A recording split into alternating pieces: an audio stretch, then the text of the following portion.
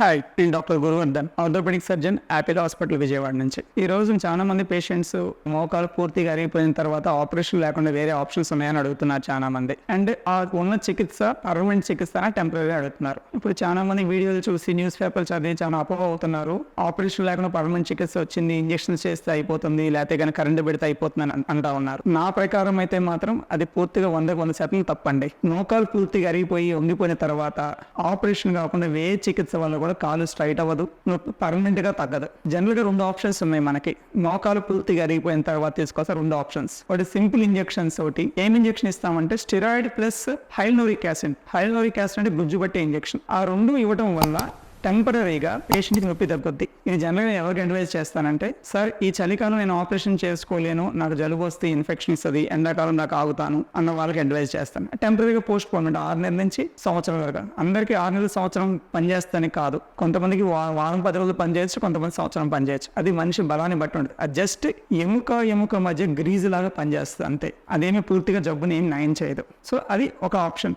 కొంతమంది పేషెంట్ సర్జరీకి ఫిట్ అవ్వరు. 80-85 ఏళ్ళు ఉండొచ్చు, గుండె ప్రాబ్లం ఉండొచ్చు, వాళ్ళకి పార్కిన్సన్స్ డిజీజ్ ఉండొచ్చు. అలా వేరు కారణాల వల్ల పేషెంట్ కొంతమంది సర్జరీకి ఫిట్ కారు. అలాంటి వాళ్ళకి కూడా ఈ ఇంజెక్షన్ ఇచ్చి 10 పాస్ చేస్తా ఉంటాయి. అన్నాళ్ళు పనిచేస్తే అన్నాళ్ళ వరకు. అది number 1 option. Number 1 option is injection ఇవ్వడం. నెంబర్ 2 ఆప్షన్ ఈ మధ్య కొత్తగా వచ్చింది రేడియో ఫ్రీక్వెన్సీ అబ్లేషన్, కులీఫ్ అంటారు దాన్ని. అసలు కులీఫ్ అంటే బేసిక్ గా మనం తెలుసుకోవాల్సింది ఏంటంటే కనుక, చిన్న at temperature 60 degrees 60 degrees temperature లో మన నరాన్ని ముద్దు చేయడం. ఇంతకుముందు పూర్వం ఆల్కహాల్ ఇచ్చి కొంత న్యూరోపతి వాళ్ళకి నరాన్ని ముద్దు చేస్తూ ఉండేవాళ్ళం. కొంతమంది పెరాక్సైడ్ ఇచ్చి ఇంజెక్షన్ ఇచ్చేసి నరాన్ని ముద్దుగా చేస్తూ ఉంటాం. అలానే ఇప్పుడు మెషిన్ ద్వారా controlled damage of the nerve.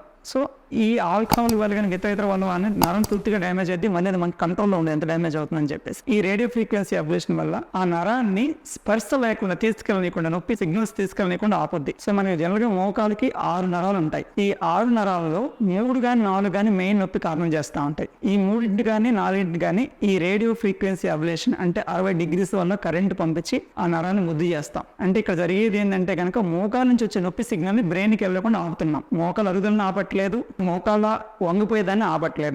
మనం ఓన్లీ నొప్పిని ఆపుతున్నాం మనం. అండ్ నెక్స్ట్ క్వశ్చన్ అంటే, ఈ ఇంజెక్షన్ పర్మనెంటా?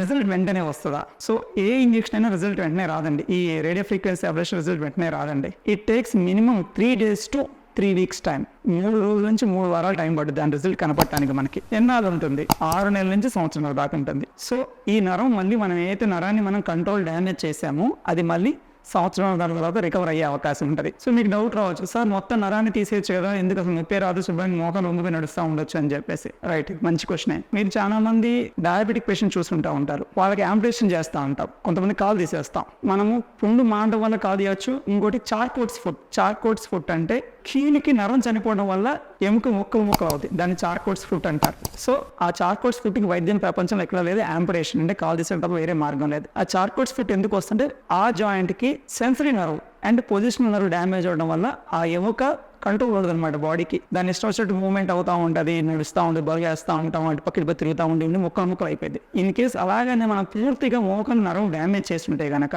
చార్కోట్స్ ని వచ్చే అవకాశం ఉంటుంది. సో చార్కోట్స్ ని వస్తే కనుక చిన్న ఎముక మోకాలు ముక్కలు అవుతూ ఉంటాయి. సో మోకాలు కాదు, మొత్తం కాలే తీసేయాలి. అందుకే పూర్తిగా డ్యామేజ్ ఉండడం కోసమే కంట్రోల్ గా ఆ డ్యామేజ్ చేస్తాం. 60 degrees టెంపరేచర్ పెట్టి 3 నుంచి 4 నిమిషాల వరకు మాత్రమే ఆ కరెంట్ పాస్ చేసి ఆ నర్వ్ డ్యామేజ్ అయిన కొంత పాడు చేసేసి ఆ సిగ్నల్స్ ఆపుద్ది. ఇది మోకాలకి పర్మనెంట్ వైద్యం కాదు. అండ్ దీని వల్ల మనకి నొప్పి తగ్గుద్ది కానీ మోకాలు వంకర తగ్గదు, అరుగుదల స్లో అవ్వదు.